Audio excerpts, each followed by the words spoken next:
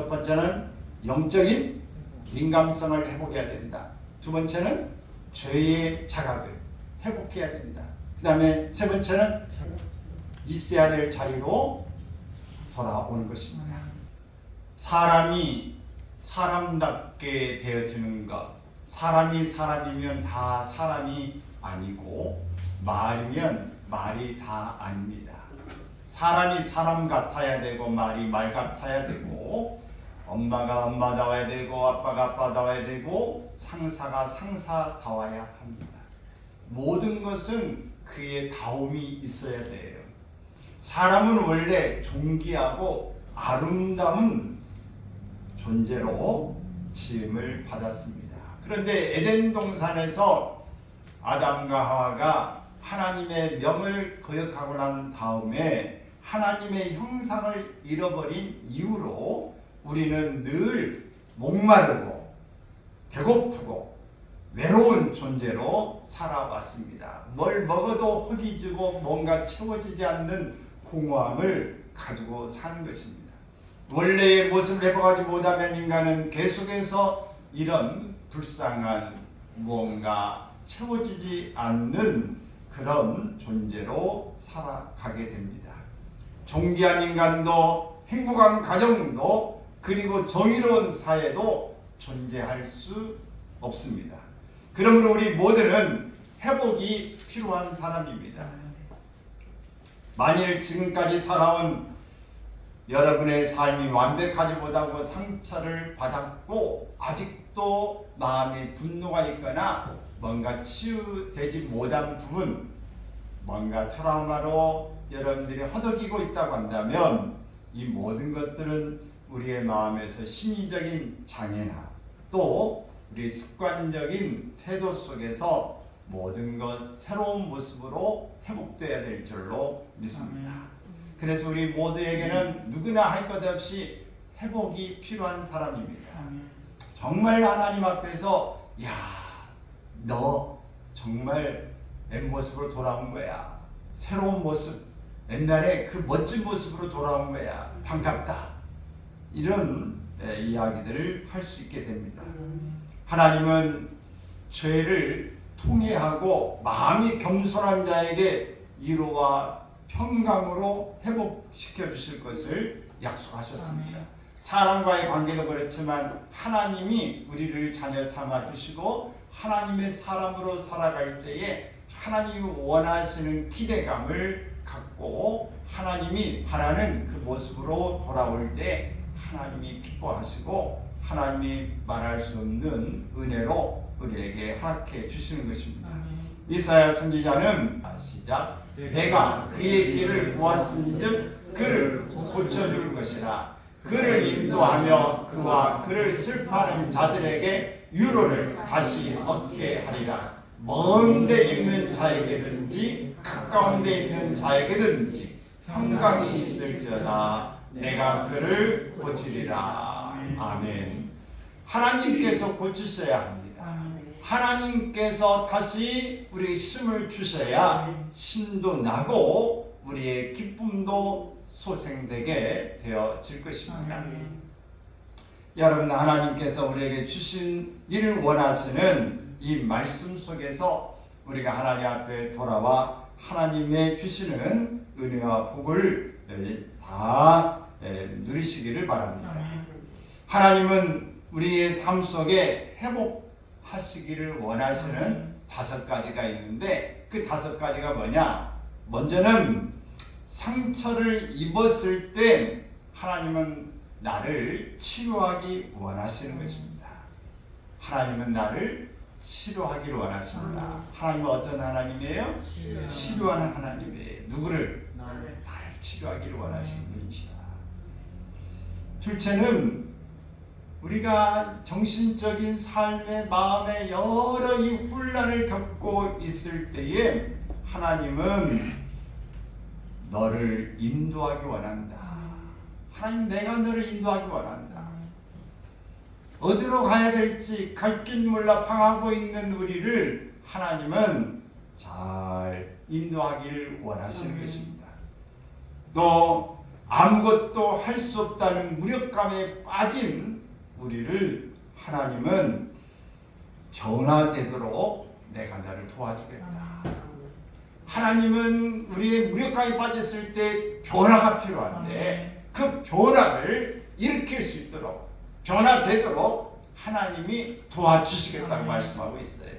그래서 여러분 변화하기를 꿈꾸기를 바라고 변화하기를 주님 앞에 고백하기를 바랍니다. 처음에 이 뚝이 터지기 전에는 조그마한 구멍만한 바늘만한 것이 시작할 수 있어요. 그러나 그것이 점차 커집니다. 여러분 입에서 믿음의 고백이 하나님 앞에 기도의 제목이 작은 것으로 시작하지만 그것이 조금 지나면 커지고 커져서 둑이 터지고 여러분 마음의 벽이 허물어지고 여러분 눈이 확 열리게 돼서 앞에 바라보고 살았던 사람이 좀 더 하늘을 바라보고 또 땅도 바라보고 사람도 바라보고 이 나라를 바라보고 세계를 바라보고 우주를 바라볼 수 있는 그리고 하나님을 향하여 벌써 날개치고 올라갈 줄로 믿는 것입니다. 또 하나님은 우리가 아무 이것도 어떤 문제를 이해하지 못하고 있을 때 왜 이 문제가 생겼을까? 그럴 때 하나님은 너를 위로하기 원하신다는 거예요. 하나님 우리를 위로하시는 하나님인 줄 믿습니다. 또 하나님께서는 불안하고 근심, 걱정에 빠져 두려울 때에 나는 너에게 평강 주기를 원하신다. 민수기에서도 제사장이 이 백성들에게 축복하는 기도 가운데에 하나님은 평강 주시기를 원하신다고 말씀하고 있어요. 하나님은 우리를 지키시는 분이시기도 하시고 보호하시는 분이시기도 하신데 평강 주시기를 원하십니다. 우리의 마음이 평강하다, 편안하고 강건하다고 하는 사실이 얼마나 복인가 하는 것을 우리는 건강을 잃어본 사람에게 있어서의 들은 것이고 불안함을 갖고 걱정에 지금 몸부림치고 있는 허덕이면서 헤어나지 못하는 사람들이 경험할 수 있는 평안인 것입니다. 본문 말씀에서는 베들레헴에 임한 흉년을 피해서 모압 지방으로 거주지를 옮긴 나오미 가정에 대한 이야기 우리가 지난주에 의해서 보게 되어지는데 10년이 지나면서 어떤 일이 생겼습니까? 남편이 세상을 떠나고 두 아들이 결혼을 했지만 자식을 두지 못한 채 다 두 아들마저도 세상을 떠나버리고 말았습니다. 4명이 갔는데 3명이 죽었어요. 남자들은 다 죽고 여자 하나 남았어요. 다행히 며느리들이 둘이 남아있는데 여러분 모압 지방에서 얻은 이 자부들이에요. 근데 이런 다 죽고 난 다음에 희망이 없는 상태에서 그곳에 사는 게 무슨 의미가 있겠습니까?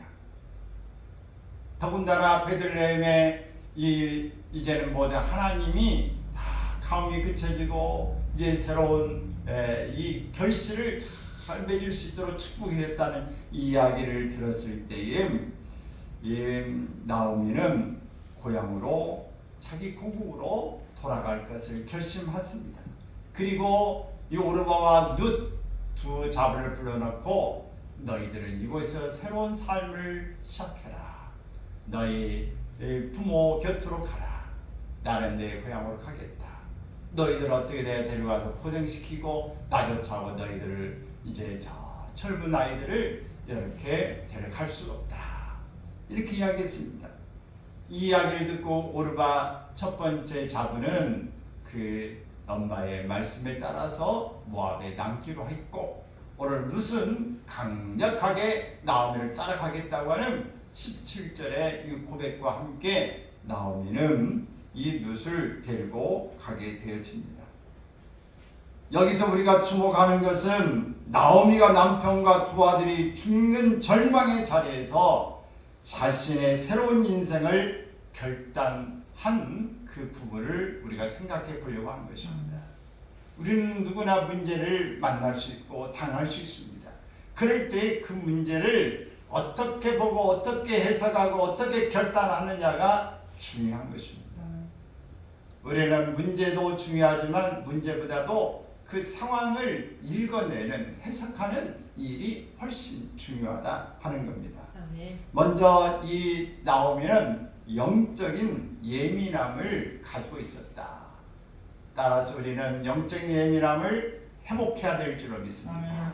하나님의 자녀로서 하나님께서 우리에게 주시는 그런 영적인 그 메시지, 영적인 하나님의 뜻을 잘 캐치할 수 있는 일이 필요한 것입니다.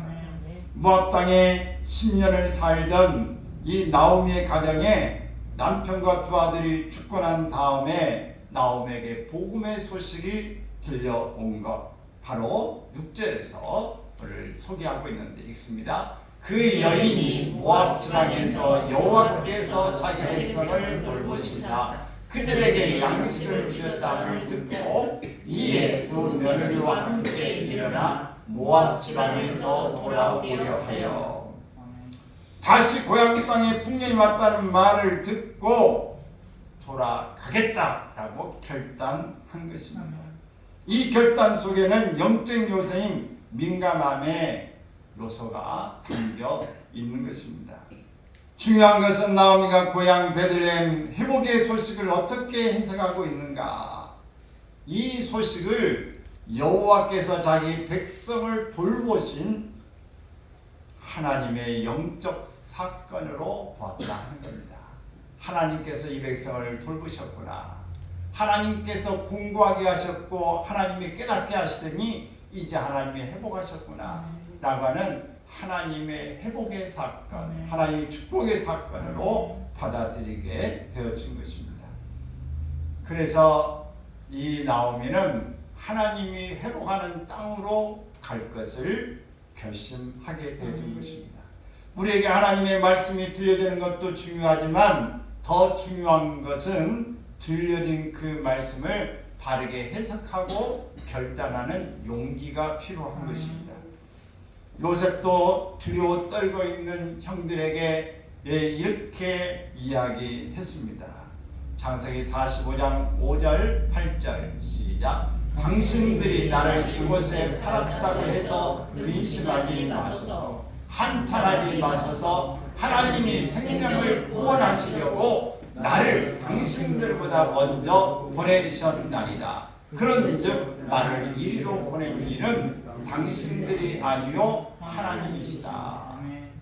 두려워 떨고 있는 양들, 원수 같은 형들을 보면서 요셉은 이렇게 해석한 것입니다. 하나님의 뜻을 깨달았다고 하는 부분을 이렇게 형들에게 전달한 것입니다. 이것은 하나님의 섭리와 뜻이었다라고 고백하는 것입니다.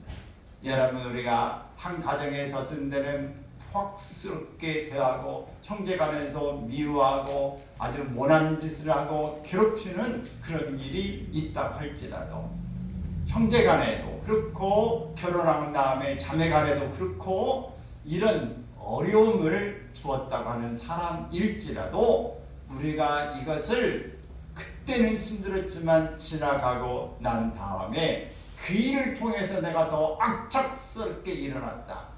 하지 말라고 하는 것에 너는 안 된다는 것 때문에 오기가 발동되고 그것 때문에 절대 포기하지 않아야 되겠다고, 오늘 보여줘야 되겠다고, 나 이런 사람이라고 내 자존감을 내가 세워보겠다고 하는 그것이 오늘 나를 새로운 모습으로 일으켰다. 오늘 나를 되겠다고 하는 것을 생각해 보면 그 일을 미워하고 질시하고 보호하겠다는 심정이 아니라 하나님께서 당신을 통해서 나를 이렇게 자극하고 나에게 격려를 일으키고 나에게 오기를 발동해서 이렇게 하게 하셨다고 하는 것 때문에 오히려 감사하고 하나님의 뜻이었다고 받아들이는 요셉처럼 우리도 사시기를 바랍니다. 원망하고 그 미움을 가지고 있으면 뼈를 썩게 하는 거예요. 오늘 소화 불량도 걸립니다. 여러분, 모든 일들에 우리 하나님께서 우리의 주시는 것, 하나님의 뜻과 섭리로 받아들일 수 있기를 바랍니다. 그래야 우리가 삽니다. 그래야 우리를 통해 사는 사람들을 살릴 수 있습니다. 그러면 내가 살아야 다른 사람도 다 살릴 수 있는데, 하나님이 내게 어려움과 위기와 고난을 많이 겪게 하신 것은 나도 살게 만드시고 많은 사람을 살리라고 하는 하나님의 뜻이 있다라고 하는 것을 고백할 수 있기를 바랍니다. 삼손은 이미 하나님이 자신을 떠났는데도 불구하고 자신이 바로 이 사실을 자각하지 못함으로 인하여서 영적 둔감함을 통해서 비참한 모습을 갖게 되는 걸 볼 수 있습니다. 하나님의 이 사람 삼손이 20년 동안이나 하나님 앞에서 쓰임 받았다고 하는 것, 삼손이 사는 20년 동안은 평안했다고 말하고 있어요. 여러분 20년이면 긴 세월 아닙니까? 그런데 삼손이 이런 20년이 지나가면서 마지막에 들리라라고 하는 그런 여인을 사랑하게 되어져서 끝까지 그 사랑이 온전히 가지 못하고 결국은 삼손이 들리라에 들려버리고 말았어요. 그래서 한판승 아주 패배를 당하게 되는데, 그 일을 통해서 하나님 앞에서 이 비밀을 지키지 못하는 사람, 술을 가까이하고 여자를 가까이하고 이 하나님의 계명을 낯으로서 구별하지 못한 그의 삶이 두 눈이 뽑히고 사람 앞에서 조롱거리 재롱을 피우는 모습으로 바뀌어지게 되어졌다. 그래서 이 삼손이 이런 비참을 갖게 되는데, 깨닫지 못하면, 영적인 둔감함을 가지게 되면 우리는 비참함을 갖게 된다는 것을 기억할 수 있기를 바랍니다. 또 예수님도 이렇게 마태복음 11장 17절에서 말씀하고 있습니다. 시작. 우리가 너희를 향하여 피를 뿌려도 너희가 춤추지 않고 우리가 슬피 울어도 너희가 가슴을 치지 아니하였다. 이 사인을 주는데 우리가 반응하지 못할 때 우리에게는 위기가 계속 머무르고 있게 되어집니다. 사사기에 보면은 19장부터 소개하고 있는 내용이 있어요. 그 한 내인이 그에게 첩이 있었는데 첩이 행음을 하고 친정집으로 가버렸는데 친정집에 넉 달이 돼도 오지 않는 겁니다. 그래서 하인 하나를 데리고 나귀 이 두 마리를 가지고 이 아내를 찾으러 가는 것입니다.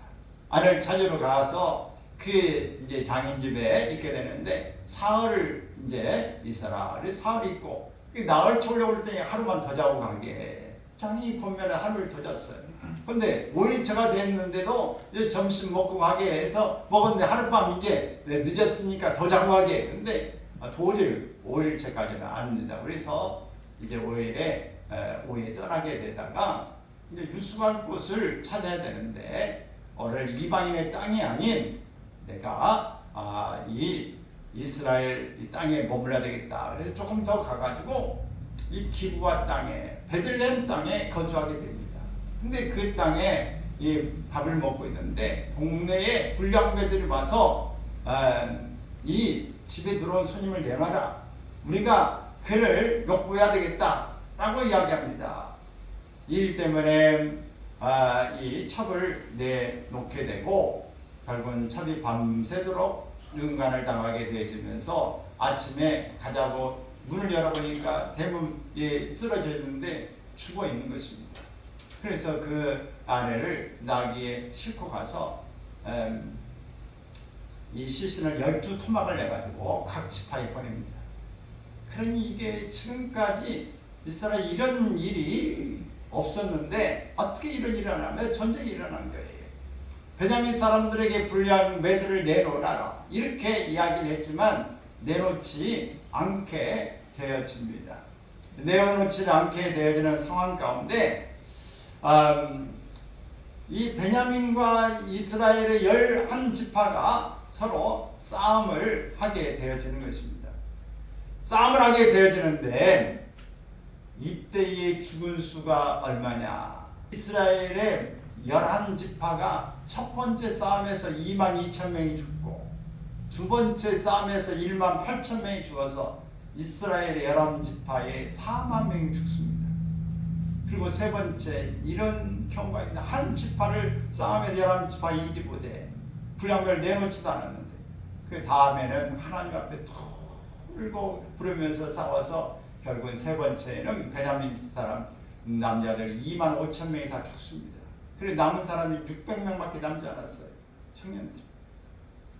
그러니 베냐민 지파가 무너질 게 아니겠어요. 또 그 뒤에도 이 이스라엘의 11지파에 싸움이 오지 않는 그 부족 그 누구냐 찾아내도 그들을 죽이고 그러니 이 한 여자가 죽고 이 불량배들의 이 문제 가운데 불량배들을 내놓지 않는 이 일로 인해서 얼마나 많은 사람들이 있고 얼마나 많은 고통이 되는가 하는 것을 알 수 있어요. 여러분 잘못한 것을 잘못했다고 말할 수 있는 게 용기고 이렇게 가야 큰 문제로 확산되지 않게 되는데 여기에 문제가 생긴 것입니다. 이번 이스라엘과 이 팔레스타인의 하마스의 이 계획을 세워가지고 이스라엘의 축제 가운데 장막절에 와서 뭐 이렇게 막 낙하산을 타고 내려가지고 무차별하게 총을 쏘고 내포에 다 인질로 잡아가고 하는 일로 통해서 지금 전쟁이 하는데 얼마나 많은 사람이 죽었어요. 낙하해가지고 죽인 사람이 200 몇 명이 이렇게 죽고 또 잡아간 사람만 200 몇 명이 이렇게 인질로 갔는데 죽은 사람이 지금 몇만 명이 되는 거예요. 러시아가 이 우크라이나를 침공해서 지금 전쟁에서 수만 명이 죽었습니다. 우리가 잘못했다라고 이야기하면 전쟁이 파해가 되고 주보를 끝나요. 근데 하지가 않아요. 우리가 하나님 앞에서 똑같이 영적으로 문제가 생겼을 때 하나님이 사인을 줄 때에 이 부분에 민감함을 가지고 반응하지 않으면 큰 문제가 생긴다고 하는 사실을 기억해야 합니다. 베드로는 온전하지 않은 사람이에요. 예수님 앞에 내가 결단코 예수님을 부인하지 않겠습니다 이라고 이야기했지만 예수님을 3번이나 부인하고 저주했어요. 그러나 닭 울음소리가 울릴 때에 예수님이 네가 오늘 닭 2번 울기 전에 울릴 때 나를 3번 부인하리라 말씀했는데 그대로 되어진 것 때문에 베드로가 통곡하며 울었습니다. 오늘 짐승을 통해서든지 가축을 통해서든지 자연을 통해서도 하나님이 영적인 우리에게 사인을 줄 때에 그걸 예민하게 깨닫고 하나님에 반응하는 일이 중요한 줄로 믿습니다. 그러므로 사랑하는 여러분, 우리가 하나님 앞에 꼭 이런 모습으로 우리가 예민함을 회복할 수 있기를 바랍니다. 하나님이 지금 주시는 이 사인을 여러분 잘 받으셔야 되는 걸로 믿습니다. 아멘. 할렐루야. 아멘. 우리가 하나님이 주시는 이 아침에 그 인자하심을 우리가 꼭 볼 수 있기를 바랍니다. 우리가 이 사인들을 잘 받는 이 일만 일어나면 큰 일이 생겨나지 않을 줄로 믿습니다. 할렐루야. 아침에 주의 인자하심이 나타내시며 밤마다 주의 성실하심을 베품이 좋으나이다. 아침에 주의 인자하심을 나타내시며 밤마다 주의 성실하심을 베품이 좋으나이다.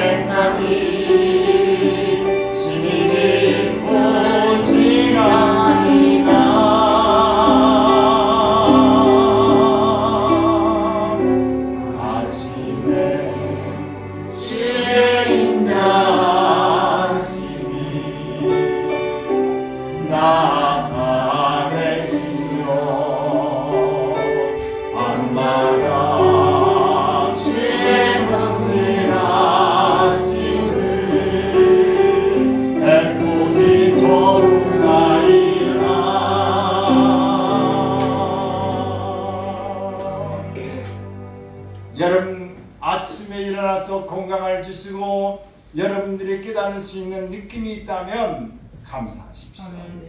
그리고 오늘 하루 동안에 일어날 일에 대해서 여러분들에게 느낌이 있다면, 꿈을 주셨다면 여러분 그 예민함을 받길 바라고 나가서 환경 가운데, 일터 가운데, 주변에서 일하는 일을 통해서 하나님의 메시지를 깨달을 수 있기를 바랍니다. 아멘. 아멘. 우리가 이 나오미의 이 모습을 통해서 우리는 죄에 대한 자각을 회복해야 합니다. 영적인 민감성, 예민을 회복해야 되는과 함께 죄에 대한 자각을 회복해야 하는 거예요. 오늘 우리가 신앙생활하면서 깨달아야 될 것들이 있어요. 꼭 두 가지는 우리가 우리 자신에게 늘 점검해야 될 게 있어요. 뭐냐? 죄에 대한 자각이 필요한 것이고 하나님의 심판에 대한 자각이 필요한 것입니다. 죄를 지면 하나님의 징계, 심판이 따른다고 하는 것을 꼭 기억할 필요가 있는 것입니다. 나오미의 결단 속에는 죄에 대한 자각이 있었습니다. 나오미는 자신 모압에서 겪는 고통을 이렇게 해석했습니다. 여호와의 손이 나를 치셨으므로 나는 너희로 말미암아 더욱 마음이 아프도다. 내가 풍족하여 나갔더니 여호와께서 내게 비어 돌아오게 하셨느니라. 자신의 죄를 고백하는 것입니다. 자신이 당하는 고통이 다른 사람이나 환경 때문이 아닌 자신의 잘못임을 인정하고 있는 것입니다.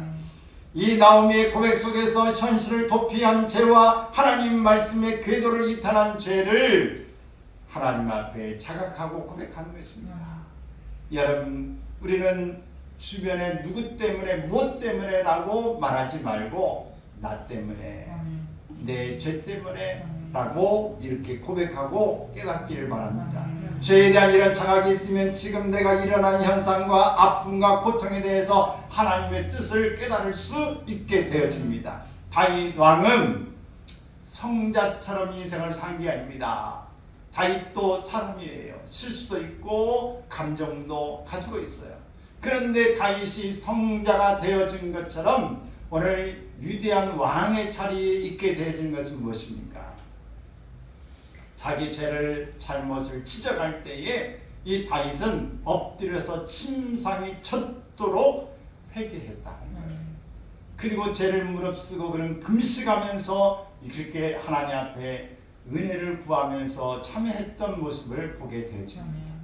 여러분, 우리가 죄에 대한 자각이 필요한 것입니다. 그럴 때에 하나님께서 우리의 모든 잘못을 용서하시고 새로운 자리로 돌아오게 회복의 모습을 주시는 것입니다. 룻기 1장 20절 말씀 읽습니다. 나를 나오미라 부르지 말고 나를 마라라 부르라. 이는 전능자가 나를 친히 괴롭게 하셨습니다. 하나님 앞에 자신의 죄를 고백하고 있는 것입니다. 나오미라고 하는 뜻은 기쁨 혹은 즐거움이라고 하는 이 말입니다. 그러나 마라는 무슨 말입니까? 마라는 쓰나림 혹은 고통이라고 하는 의미를 이야기합니다. 그러므로 이 기쁨과 즐거움이 아닌 쓰나림과 고통의 이 모습으로 자신이 이렇게 바뀌어졌는데 이것은 나의 죄 때문이다 이렇게 고백하고 있는 것입니다. 자신의 현실을 똑바로 보고 죄에 대한 정직한 고백을 드리고 있는 것입니다. 여러분, 우리가 하나님 앞에 이런 고백을 드릴 수 있기를 바랍니다. 오늘 나의 가는 길이 지금 멀고 밤은 깊은데 오늘 주님 앞에 우리가 어떤 모습으로 가야 될 것인지를 잘 볼 수 있기를 바랍니다.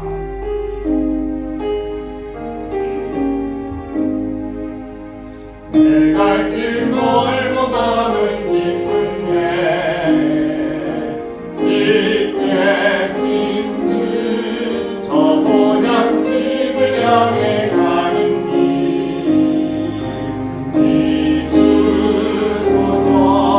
이주소서 내 가는 길 갈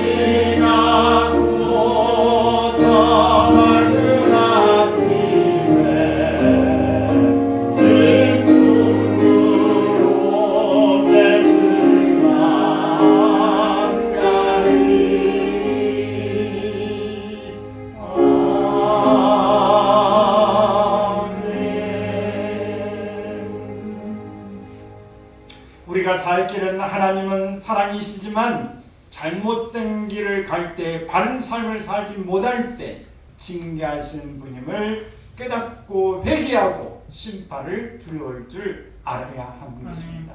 자신의 비참함에 대한 자각을 통해서 삶의 치유와 새로움의 역사를 시작할 수 있기 바랍니다. 또 나오면은 자신이 있어야 할 자리로 회복해야 한다는 것을 알았습니다. 나오면은 자기가 마땅히 있어야 될 자리 베들레헴으로 돌아온 것입니다. 하나님이 그들에게 주신 약속의 땅, 젖과 꿀이 있는 땅으로 돌아왔습니다. 본문 22절 읽습니다. 나오미가 모압 지방에서 그의 며느리 모압 여인 룻과 함께 돌아왔는데 그들이 모른 추수 시작할 때에 베들레헴에 이르렀더라. 베들레헴이란 떡집이란 뜻입니다. 이곳에서 탄생하신 예수님도 내가 곧 생명의 떡이니라 이렇게 말씀했어요. 예수님이 어디서 태어나셨다고요? 베들레헴에서 태어나셨어요. 떡이 있는 곳, 생명이 있는 곳, 하나님을 섬기던 그 삶의 자리로 나오미가 돌아왔습니다. 그것이 회개입니다. 회개는 돌아오는 것입니다. 궤도를 이탈했다면 자신의 자리로 돌아와야 합니다. 집을 나간 탕자가 회개하는 것은 자신의 죄를 깨닫고 아버지께로 돌아오는 결단의 모습인 것입니다. 그 돌아옴이 탕자의 삶을 변화시켰습니다. 돌아온 아들에게 아버지는 입을 맞추고 제일 좋은 옷을 입히고 가락지를 끼우고 신발을 신겼습니다. 살찐 송아지를 잡아서 잔치를 벌였습니다. 나오미가 돌아왔을 때의 풍경은 풍년의 정경이었습니다. 보르추스의 풍요로움의 모습이었습니다. 회개하고 본인의 자리로 돌아왔을 때에 그는 새로운 삶이 열렸습니다. 사랑하는 여러분, 오늘 우리가 회복해야 될 건 바로 무엇입니까? 첫 번째는 영적인 민감성을 회복해야 된다. 두 번째는 죄의 자각을 회복해야 된다. 그 다음에 세 번째는 있어야 될 자리로 돌아오는 것입니다. 내가 있어야 될 자리에 회복하는 것입니다. 예배 자리에 있어야 될 사람은 예배 자리에 있고, 기도할 사람이 기도하고, 사랑할 사람은 사랑하고, 전도할 사람은 전도하고, 오늘 내 가정을 지켜야 할 사람은 가정을 지켜야 되고, 직장에 있어야 될 사람은 직장에 있어야 하는 것입니다. 사명의 자리에 자기의 자리로 돌아가야 평안함을 유지할 수 있는 줄로 믿습니다. 할렐루야. 우리는 주님의 어서 돌아오라고 하는 음성의 귀를 기울이시기를 바랍니다. 할렐루야.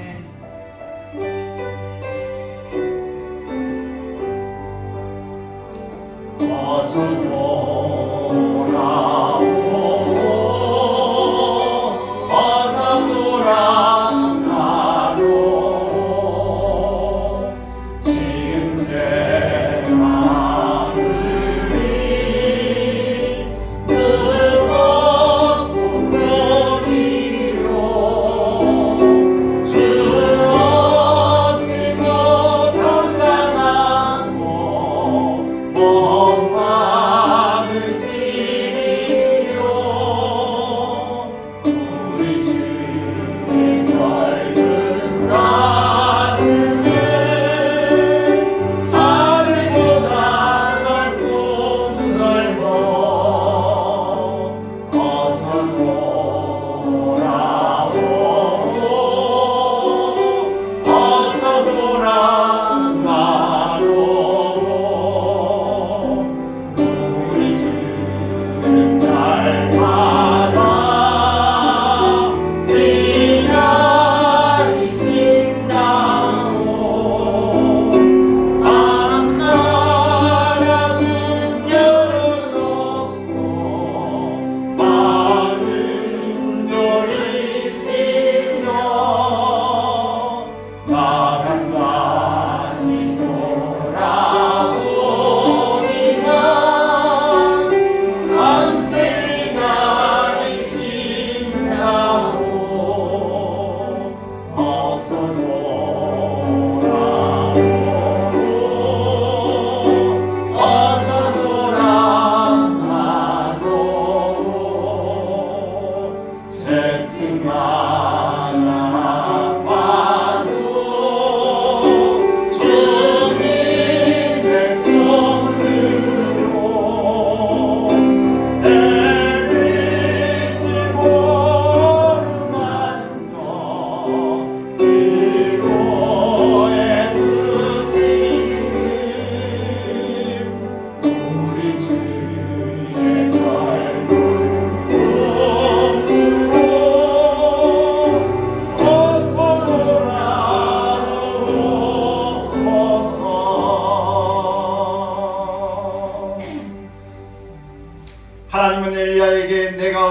여기 있느냐라고 물으셨습니다.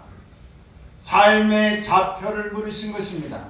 삼손은 가서는 안 될 곳에 갔고 누드고는 앉아서는 안 될 창틈에 앉았다가 떨어져서 죽고 그 바울이 새롭게 살려내기도 했습니다. 베드로는 자서는 안 될 곳에서 잠을 잤습니다. 그래서 시험을 받게 됩니다. 자신이 있어야 할 곳에 없는 자는 반드시 없어야 할 곳에 있게 되어지는 것입니다. 자신이 있어야 할 삶의 자리로 회복되어지기를 바랍니다. 할렐루야. 여러분, 우리가 하나님의 사람인 것 믿으십니까? 우리가 구원받은 백성인 것 믿으십니까? 그럼 반드시 구원받은 백성답게 그리스도인답게 예배 자리에 있기를 바라고 하나님 앞에서 믿음의 삶을 살기를 바랍니다. 그래야 우리가 죄 위치에서 머물고 하나님의 이 자녀로서의 삶을 살 때 하나님의 은혜를 우리에게 주시는 것이고 하나님과 동행함으로 복을 누리게 되어지는 줄로 믿습니다. 우리의 계산과 방법과 우리의 수완을 가지고 나가는 것은 잠깐 동안 지혜가 있고 현명함을 갖고 오늘 세상 사람처럼 참 똑똑하고 야무진 것 같았지만 그것이 우리에게 가서는 결코 플러스가 아니라 마이너스로 후회로 이어지게 된다는 것을 기억해야 합니다. 그러므로 우리의 내 평생 동안에 우리 하나님 앞에서 어떻게 살 것인가를 우리가 잘 볼 수 있기를 바랍니다. 할렐루야. 우리 동서가 한번 기도하겠어요.